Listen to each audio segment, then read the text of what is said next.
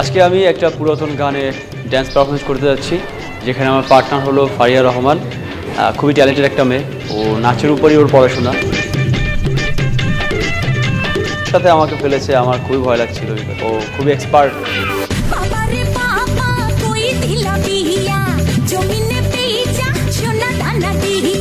আলহামদুলিল্লাহ ওর সাথে কিছুটা হয়তো বা মিলিয়ে নিতে পেরেছি। বাকিটা কেমন লাগলো, কেমন করলাম সেটা তো আপনারাই জানাবেন।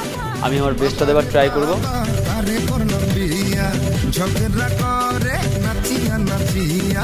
শ্বশুর মানে না, শাশুড়ি মানে না, জামাই মানে না রে বাবা, বাবা রে বাবা কারে করলো বিয়া।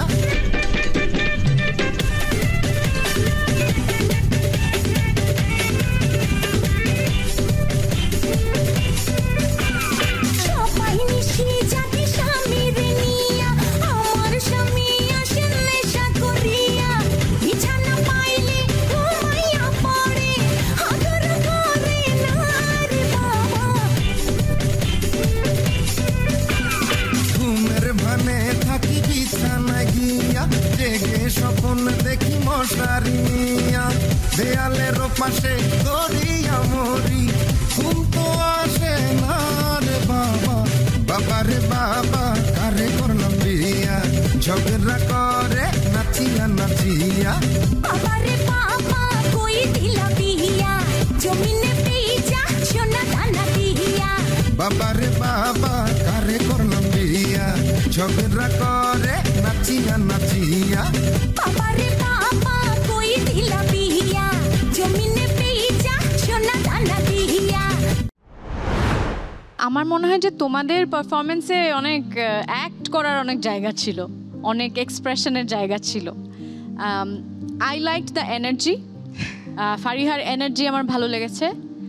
হাফিজ আরেকটু মনে হয় আরেকটু বডি টডি আরেকটু ফ্লেক্সিবল করে আরেকটু ছাকাতে পারতে আমার মনে হয়। পারফরমেন্স ওয়াইজ এনজয়েড ইট, মানে এক্সপ্রেশন ছিল, অ্যাক্টিং ছিল, কই করলাম বিয়া, ঝগড়া নাচিয়ে, মানে যে দুজনের ভিতরে যে আহ্লাদ সুলভ বিদেশ সেটা এসছে। ফারিয়া, তোমার যে জায়গাটা লিরিক্সের, ওই জায়গাটা তুমি এত ইনভলভ এবং ওইটার এক্সপ্রেশন, বাকি যখন ও বলছে সেখানে এক্সপ্রেশন আমার কাছে কম লেগেছে একটু।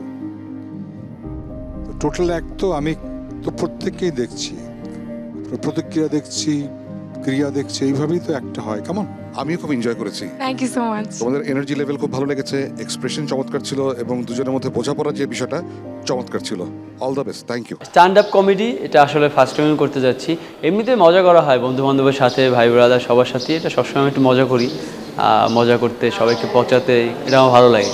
আপনাকে আগে আমরা বড় পর্দায় দেখতাম, ছোট পর্দায় দেখতাম, বিভিন্ন মাধ্যমে বিভিন্ন পর্দায় দেখতাম, কিন্তু এখন তো দেখি আপনার বাসায় কোনো পর্দা নাই। আপনি কি কাজ বাজ ছেড়ে দিয়েছেন?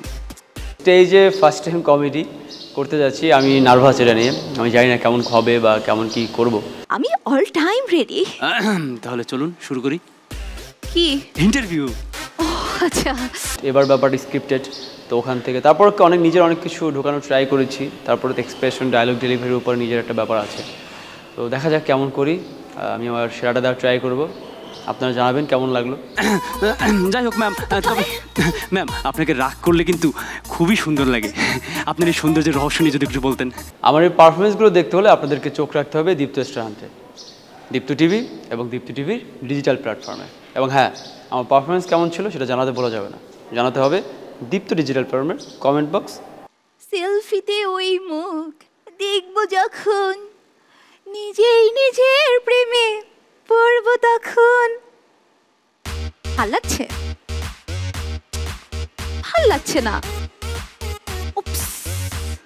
আমি তো ফিল্টার দিতেই ভুলে গিয়েছি। আচ্ছা কি বলুন তো, সে কখন থেকে আমি ওয়েট করছি।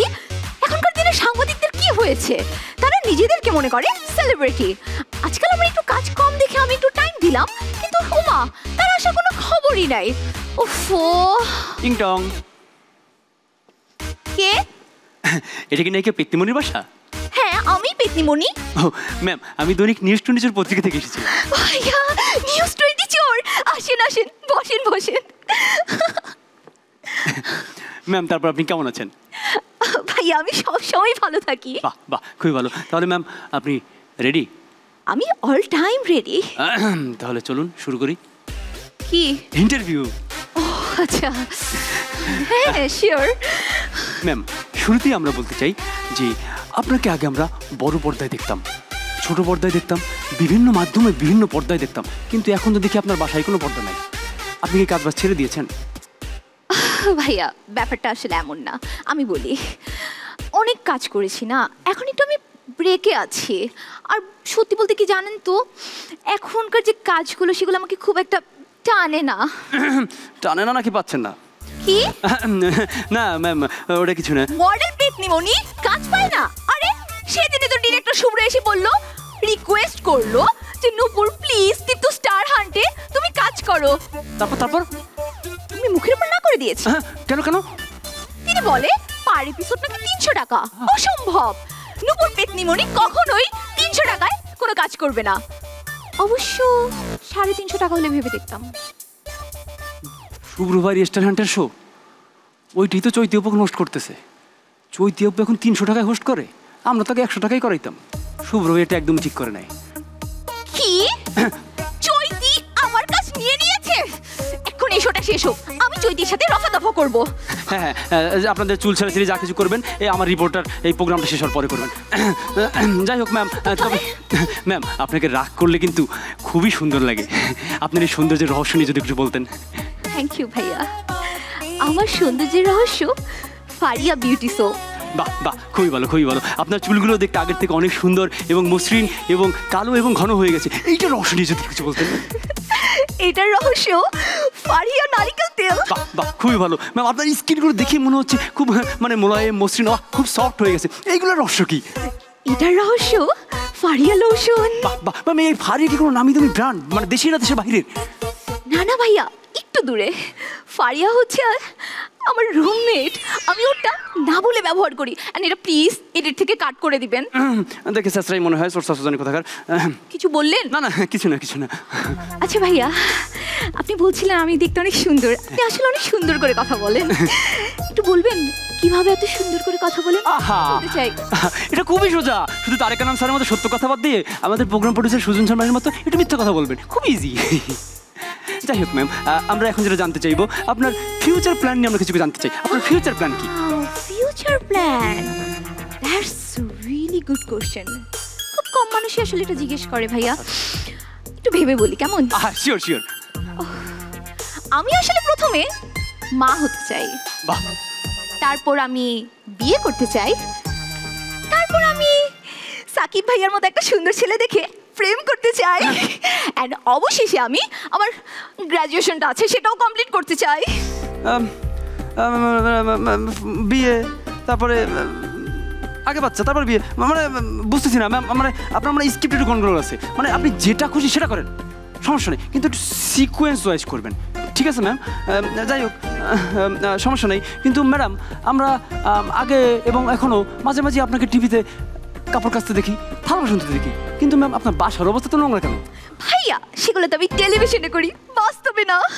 তাহলে বাস্তবে আপনি কি করেন? বাস্তবে বাবা মার দেখাশোনা করা, ঘর বাড়ি পরিষ্কার করা, বাহ। ভাই বোনের যত্ন নেওয়া, এগুলো সব আপনি একাই করেন? এগুলা বাদে বাকি সব করছি।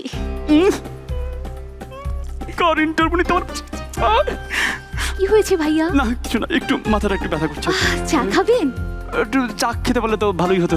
আচ্ছা এক কাজ করবেন, দাঁড়ান, আচ্ছা সোজা যাবেন, যাবো, তারপর ডানে যাবেন, গেলাম। ওইখানেই আমার সুন্দর রান্নাঘর, সেখানে যেয়ে আপনার জন্য 1 কাপ চা আর আমার জন্য 1 কাপ চা বানিয়ে আনবেন, মজা করে খাবো, কেমন?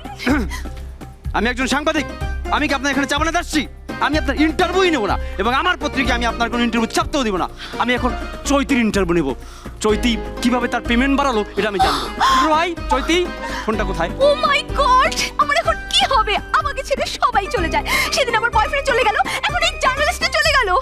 শুভ্র ভাই প্লিজ আপনি আমাকে একটু দেখেন, আমি আপনার শো 250 টাকায় করে দিব, তা ওই চৈতিকে নেবেন না প্লিজ ভাইয়া।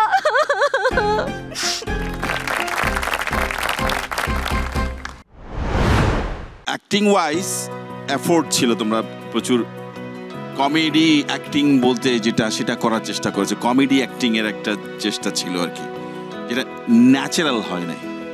আমি যদি বলি একটু ন্যাচারাল হলে বিশেষ করে হাফিজেরটা, সো ওই এফোর্টটা ছাড়া একটু ন্যাচারাল হলে আর একটু মজা পেতাম।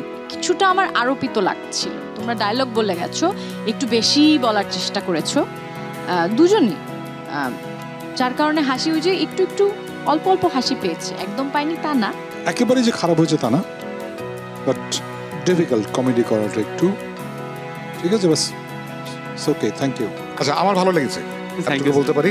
কিন্তু তোমাদের মানে পারফরমেন্সের ভেতরে যে দেয়া নেওয়ার যে বিষয়টা থাকে বা সিঙ্ক হওয়ার যে বিষয়টা, সেখানে একটু ঘাটতি ছিল বলে আমার মনে হচ্ছে। সেটা হতে পারে lack of rehearsal. Gazi gas stove রান্নায় আনে শিল্পের ছোঁয়া। সামনে দাঁড়াবার খুঁজছে তোমায় মঞ্চ তো